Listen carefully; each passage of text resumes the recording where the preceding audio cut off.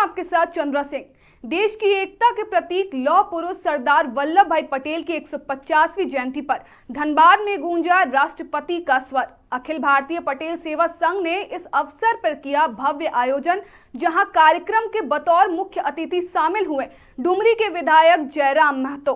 साथ ही उन्होंने घाटशिला को लेकर भी उपायुक्त पर सवाल खड़े किए हैं। पहले आप वो सुनिए, फिर हम आपको बताएंगे सरदार वल्लभ भाई पटेल को लेकर क्या कुछ कहा जो आज के युवाओं को करना चाहिए। कुछ दिन पहले हम भी एक स्कॉर्पियो के छत पे प्रचार किए, तो उस पर उपायुक्त महोदय का नोटिस आता है। तो हमें समझ में नहीं आया कि उपायुक्त महोदय उसी जगह से ट्रेनिंग लेकर आए हैं जहां से बाकी उपायुक्त ट्रेनिंग लेकर आए हैं, या फिर वो अलग जगह से ट्रेनिंग लेकर आए हैं। अगर उसी जगह से ट्रेनिंग लेकर आए हैं तो कल्पना सोरेन जी भी छत पे चढ़ी थी, हेमंत सोरेन जी भी गाड़ी की छत पे चढ़े थे। और अभी बिहार में चुनाव हो रहा है, नरेंद्र मोदी जी, राहुल गांधी जी, तेजस्वी यादव जी, नीतीश कुमार जी समेत सभी लोग बॉर्नेट पे चढ़ रहे हैं, खुली जीप पे चढ़ रहे हैं और अपनी जनता का अभिवादन कर रहे हैं। लेकिन ये नोटिस केवल जेल कैंप को जारी किया, बड़ा हास्यास्पद है। तो हमें बड़ा दुर्भाग्य लग रहा है, क्योंकि सबको मालूम है कि एक नौजवान मतलब धाराओं के विपरीत जाकर पॉलिटिक्स करने आया है, धाराओं के साथ ना होकर धाराओं को चुनौती देकर पॉलिटिक्स कर रहा है। ये सबको हजम नहीं हो रहा है, इसलिए कभी हमारे कार्यालय पे हमले हो रहे हैं, कभी हम लोग के कार्यक्रमों पे नोटिस जारी किया जा रहा है। तो ये बहुत ही हास्यास्पद है। धनबाद में आयोजित इस कार्यक्रम की शुरुआत सरदार पटेल की प्रतिमा पर माल्यार्पण से हुई। अवसर था उस महानायक को नमन करने का, जिसने अपनी दृढ़ इच्छा शक्ति और अदम्य नेतृत्व से एक सूत्र में बांधने का काम किया। विधायक जयराम महतो ने कहा, सरदार पटेल ने भारत को एकता और अखंडता की मजबूत डोर में बांधा। उनका जीवन युवाओं के लिए प्रेरणा है। हमें उनके विचारों को अपने जीवन में उतारने की जरूरत है। सरदार पटेल सिर्फ एक नेता नहीं थे, वो एक विचार थे, और वो विचार आज भी हर भारतीय को एकजुट रहने की प्रेरणा देता है। निसंदेह जब हम अलग भारत की, आजाद भारत की कल्पना करते हैं, तो हमारे आंखों के सामने कई ऐसे चेहरे आते हैं जिन्होंने अपना सर्वस्व इस देश के लिए निछावर किया था।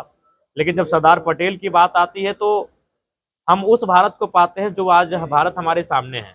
अगर आज सरदार पटेल ना होते, सरदार पटेल अगर भूमिका ना निभाए होते, तो शायद हमें असम जाने के लिए, नागालैंड जाने के लिए, उड़ीसा जाने के लिए, हैदराबाद जाने के लिए हमें वीजा देना पड़ता।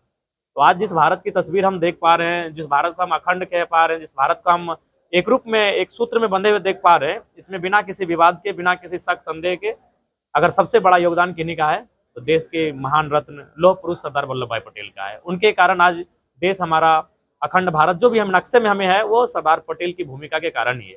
तो निसंदेह आज ऐसे महापुरुष की आज 150वीं जयंती है और हम उनके मानने वाले, उनके आदर्शों पे चलने वाले, उनके पदचिन्हों पे चलने वाले, हमारा कर्तव्य बनता है कि उनकी यादों को, उनके कर्मों को, उनके विचारों को, उनके संघर्षों को जब तक तो हम रहें, जब तक ये जहाँ रहे, खत्म ना होने दें। तो उसी के क्रम में आज बड़े ही धूमधाम के साथ धनबाद के टाउन हॉल में सरदार पटेल सेवा समिति के सौजन्य से लौह पुरुष सरदार पटेल की 150वीं जयंती मनाई जा रही है। मैं पूरे देशवासियों को सरदार पटेल जयंती की शुभकामनाएं दूंगा और उनके पदचिन्हों पर चलने के लिए, विशेषकर युवा पीढ़ी को आगे बढ़ने के लिए मैं उनसे आग्रह करूंगा। कार्यक्रम में शामिल लोगों ने संकल्प लिया कि वे सरदार पटेल के बताए रास्ते पर चलते हुए देश की एकता और प्रगति में अपना योगदान देंगे।